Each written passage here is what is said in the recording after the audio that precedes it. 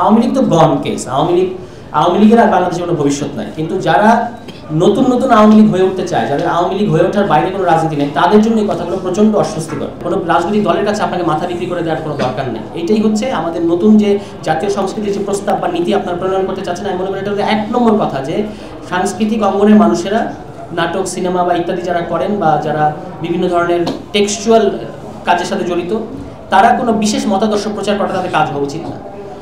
মানে আমাদের স্বাধীন দেশে 1971 সালের পর থেকে মুক্তিযুদ্ধের চেতনার নামে একটা বিশেষ দলের ন্যারেটিভকে কালচারাল অ্যাক্টিভিস্টরা প্রচার করে গেছেন, এবং এই জন্যই বাংলাদেশের মানুষের এদের ব্যাপারে এত আপত্তি।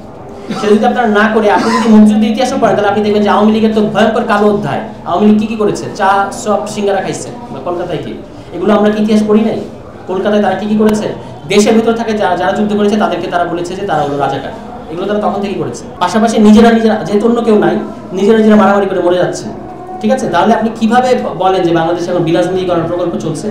এই ধরনের আন্ডারস্ট্যান্ডিং থেকে সরে আসা উচিত। আরেকটা জিনিস যেটা সরে আসা উচিত, সেটা হচ্ছে এই গভর্নমেন্টকে অনির্বাচিত সরকার বলা।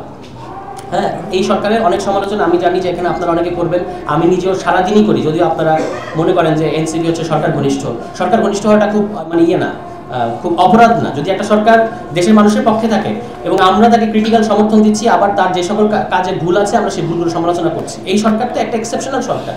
ফলে আমরা যদি সরকারের মানে পক্ষেও থেকে থাকি, তাহলে আমরা বাংলাদেশের সবচেয়ে এক্সেপশনাল, সবচেয়ে গৌরবজনক সরকার, যার পেছনে বিপুল সংখ্যক মানুষের সমর্থন আছে, সেই সরকারকে সমর্থন করছি এবং করছি ন্যাশনাল ইন্টারেস্টের জায়গা থেকে, জাতীয় স্বার্থের কথা মাথায় রেখে।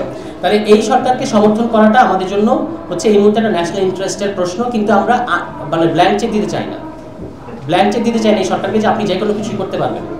এখন এই গণ অভ্যুত্থানের পরে এই সরকারের কিছু টাস্ক আছে, যে টাস্কগুলো আমি মনে করি রাজনৈতিক দল সহ সাংস্কৃতিক অঙ্গন সবাইকে এটা মানে সমর্থন করতে হবে আমাদেরকে অন্তত কিছু সময়ের জন্য। কিন্তু এই সরকারকে দয়া করে আপনারা অনির্বাচিত সরকার বলবেন না। কেন অনির্বাচিত? বাংলাদেশে অনির্বাচিত সরকার কথাটা খুব সুনির্দিষ্ট মানে আছে। জনসম্মতিহীন অবৈধ সরকারকে বলা হয় অনির্বাচিত সরকার, যেমন 1/11 সরকার, যেমন আওয়ামী লীগ সরকার। এই সরকার কিন্তু অবৈধ সরকারও না, এই সরকার আপনার জনসম্মতিহীন সরকারও না। এটা ঠিক যে সরকার ভোটের মধ্যে দিয়ে আসে না, কিন্তু ভোটের মধ্যে দিয়ে বাংলাদেশে যে যারা ক্ষমতায় আসে তারা 30 থেকে 35% লোকের ম্যান্ডেট নিয়ে আসে। আপনারা ইলেকশনের পরিসংখ্যানগুলো দেখতে পাবেন 91 সালের পর থেকে যারা 2/3 পেয়েছে সংসদে, তারা কত পার্সেন্ট ভোট পেয়েছে? 35 থেকে 37%। আর এই গভর্নমেন্টের পক্ষে এত কিছুর পরে এখনো পাবলিক সাপোর্ট আছে 70%-এর উপরে। তাহলে এই সরকার কেন অনির্বাচিত, কিংবা কেন অনির্বাচিত করাটা তো আমি দেখতে পাচ্ছি যে বিনা স্বীকৃতি বলে বেড়ানো।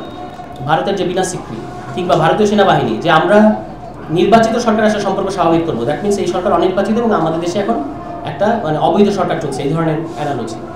এই কথাগুলো থেকে আমি বারবার আহ্বান জানিয়েছি রাজনৈতিক দলগুলো যে আমরা আন্ডারস্ট্যান্ড যে আপনাদের নির্বাচন দেওয়ার চাপ থাকবে, নির্বাচনে যাওয়ার চাপ থাকবে, এগুলো কোনো অসুবিধা নেই, আপনার রাজনীতি আপনি করবেন। কিন্তু দয়া করে এই গভর্নমেন্টকে বা এই পরিস্থিতিটাকে বিতর্কিত করার কোনো দরকার আমি দেখি না।